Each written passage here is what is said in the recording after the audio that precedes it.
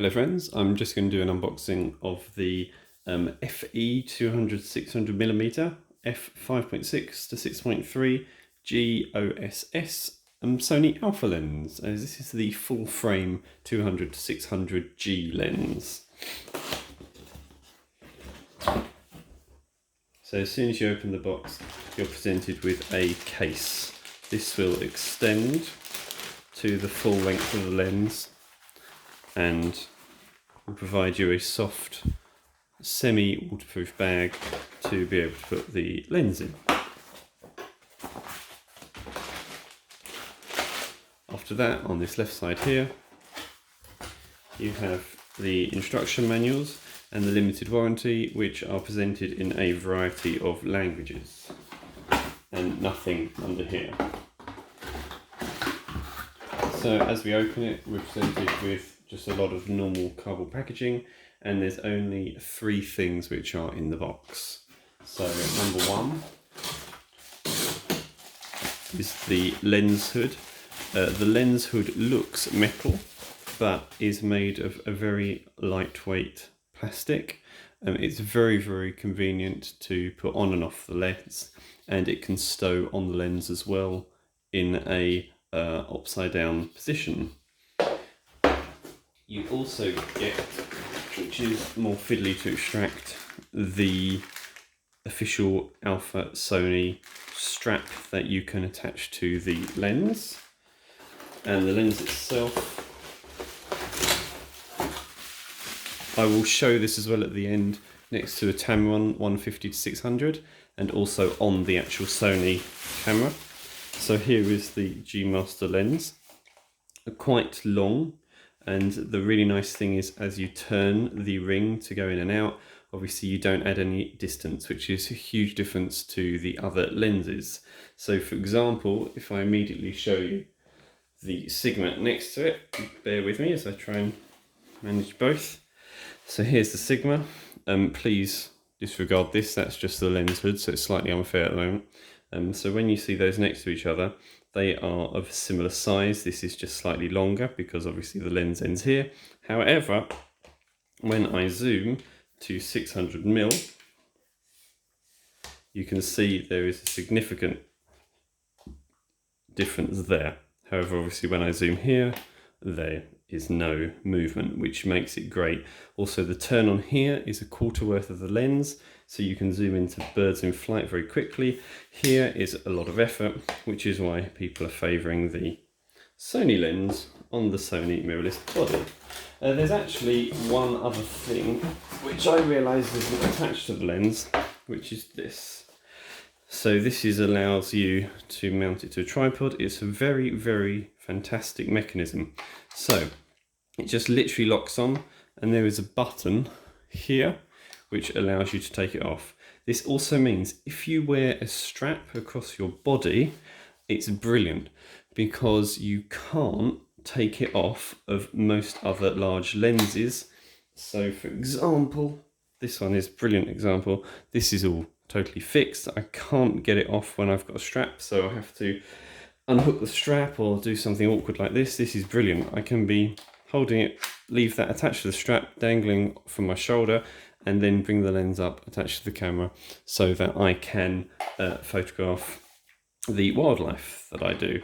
If you know it's going to be on for some time, you can also then give yourself extra security by turning the screw here, which will make it a really tight connection. I would suggest take this off first, and then you have the lens hood. There's a very small red dot, which allows you to then push it into place and you lock into place. That's how the lens looks with the hood on.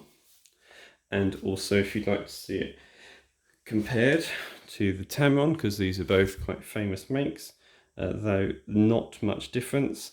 And then when the Tamron is extended, undoing the lock, quite a handy feature. You can see the difference there. You'll also notice that, well, you won't notice, but I can tell you for sure, there actually isn't much weight difference. So I'm not quite sure what it says online, but The fact is, if you're holding both of these, they both feel like awkward, bulky lenses. Just I can say for sure this one is easier to manage because when you extend it, you don't get the extra weight, so you're always kind of centered correctly. On the Sony, you have some rather nice information. So you've got autofocus or manual, which is very common. You've got your 3 different focal points, so infinity to 10 meters, 10 meters to 2.4, and full.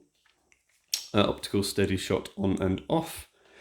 That actually stabilizes the lens, but most of us are putting it on a, well, actually not most of us, I am putting it on a Sony a7r4, which has got stabilization anyway.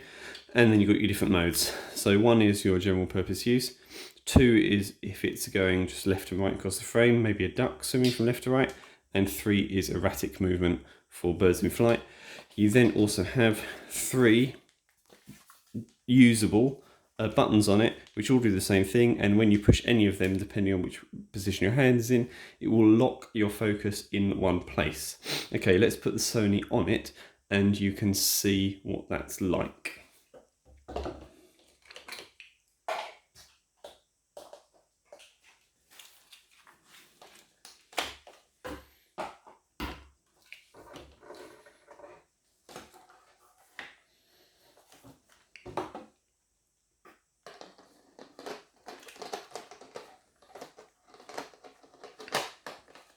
Bit of effort to find the light dots lined up there. I'm used to this being on the bottom, but oh, by the way, this is great because obviously you can turn it. The only thing that's really uncommon, and I mean this is very uncommon, is it doesn't click. Normally at these dots it will click into place, but it's beautiful and smooth, but it doesn't click, which is actually sometimes I find awkward because if I'm not looking at it because I'm really like rushing to capture a bird, or I'm in a hide and I've got like it's ending there and that's sticking out with camouflage, it's really difficult to work out if it's 100% in the top position, but that might just be something that I find a problem. Okay, so zooming out, let's move the box out of the way, and that's how the camera looks with the lens.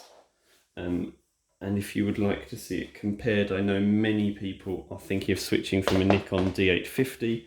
I will show you my Nikon D850 attached to the Tamron, so you can see the difference.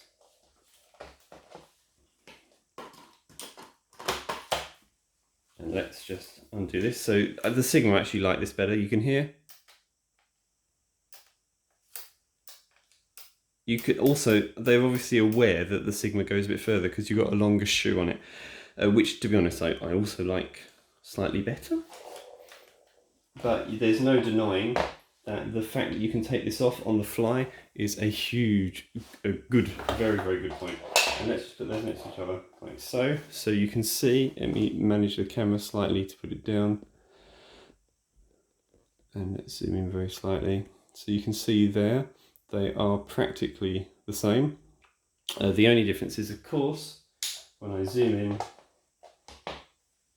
there is somewhat a significant difference there. I hope that has been a helpful and informative unboxing, as far as an unboxing can be informative.